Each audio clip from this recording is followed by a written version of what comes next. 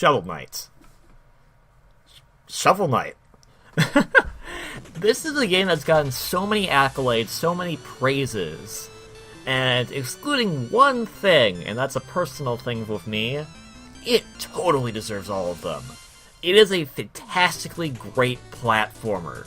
It's a game I didn't even know existed until it came out, and it just blew the world by storm. It's taking many Game of the Year awards this year, and it's a great game. There's so much good polish in it. There's a lot of funny dialogue. The gameplay is just straight up. It's just really good. It clicks. Everything just works almost perfectly in the game. I guess I'll get it out of the way right now. My one gripe, and this is my one major gripe, it's in the 8-bit style. And I'll be honest, I'm sick of that. I'm so sick of we having to, let's make another NES-style game. I get it, the NES happened. Let's move on. There's more cool things to do than just make another freaking 8-bit game. And that's my gripe with it. The thing is that they make it just so amazing that I don't really care once I get into playing it. It's just such a good, well-designed game. And this is a new upstart indie company making this game that did this through a Kickstarter project. And the fact that they were able to make such a good game that's so polished is phenomenal. I want more games by this developer. I want to see more games by them. They got the right team. They have fantastic music. They have a great composer. His name's Jake Kaufman. He's such a great composer. You haven't played any game that he's composed yet, you'll love the soundtrack of Shovel Knight. The Shovel Knight soundtrack is just freaking great. I'm sad it's limited to the 8-bit style, but even then I think he kind of broke like what you could technically do on the original NES cartridge. Still, it's hard to explain. I guess Shovel Knight is basically kind of a Mega Man-like game. It plays like Mega Man. You have a stage, you have the boss at the end.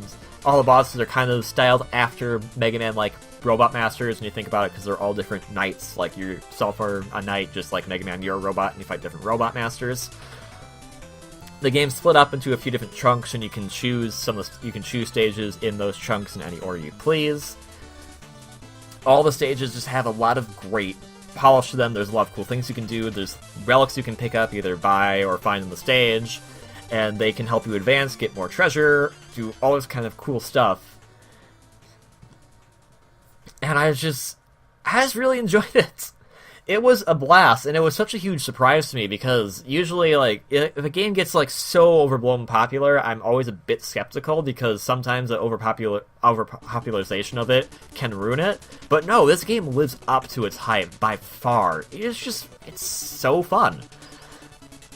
I'm currently still playing it. I'm not playing it as frequently as I did when I first got it out, and I did do a Let's Play of it, which will be somewhere in the link somewhere on this video, if you want to check that out, in which I named him Butt, because, yeah, there's funny codes you can do. Like, there's codes you can make Shovel Knight this giant guy the entire game. You can name it where all the nouns are replaced with the word butt, which is stupidly silly, but it's cool they did this, and it's like over 300. I haven't checked really how many there are, but there's like over 300 different codes that you put in by just typing in the name selection. That kind of harkens back to the old NES days. Like, that's cool. Like, they really thought, like, they didn't just go, let's stylize this like an NES game because it's popular. No, they thought, like, what were things that happened back in the NES era? What were things that, like, that era did? And they put that kind of stuff in the game, and that's just fantastic. I love it.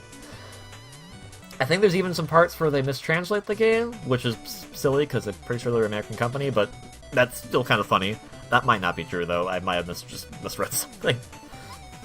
And it's just such a fun game to play.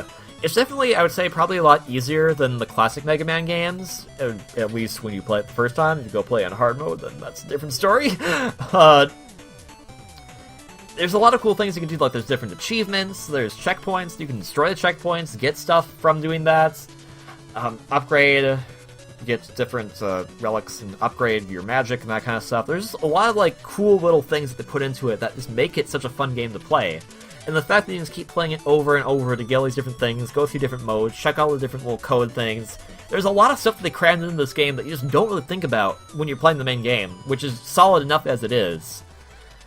I don't know, it's really hard to just say at this point, because, like, you kind of get the idea of what it is, and if you've seen gameplay footage of it, you get the idea what it is, and if you're in my mindset, and you're just kind of like, oh great, another 8-bit game. No, this game lives up to it. It beats that mindset, and says, no, we made a really good game. There's also, I believe, some like DLC stuff that's coming out for it that's going to allow for you to play the game with different characters, and it's like, they really thought about putting all this crazy stuff into the game, and I just am so happy they did, because this is a game like, this shows that you can still make games like this, and they're still going to be fun, and they're still going to play well. And I'm so happy that it came from an indie developer, because I want to see more creativity. I want to see more creativity. There's a lot of, like, there's creative stuff going on in the video game industry still. Yes, there is. But at least at this point, for me, it's like, it's either it's a sequel to something, or it's something that's kind of, like, really under the water and not many people know about it. And this game, I'm so happy it actually did get the amount of recognition it did, because it deserves it. And if you haven't played it yet, I would highly recommend it. There's apparently going to be PlayStation versions of it coming out soon. And that's going to be, like, that's huge to me, because it means it's done well enough that they have the ability to put it onto multiple platforms. People want it really badly. And I would say, if you haven't played it, you should. I would say you should play it on a Nintendo console, because that's kind of what they're trying to emulate, but if it's more convenient to get it on Steam or get it on the PlayStation Network when it comes out, yeah, just play it. If you are skeptical about it, just play it. And if you don't like it at the end, that's fine. But I would say anyone who has heard about this game should play Shovel Knight, because it is just such a fun ride that it's kind of hard to dislike it, I would say. I would say if you don't like platformers and you don't like Mega Man-like games, then yes, then sure, you don't need to play it. But if you have even the smallest interest, it is totally worth playing and totally worth enjoying.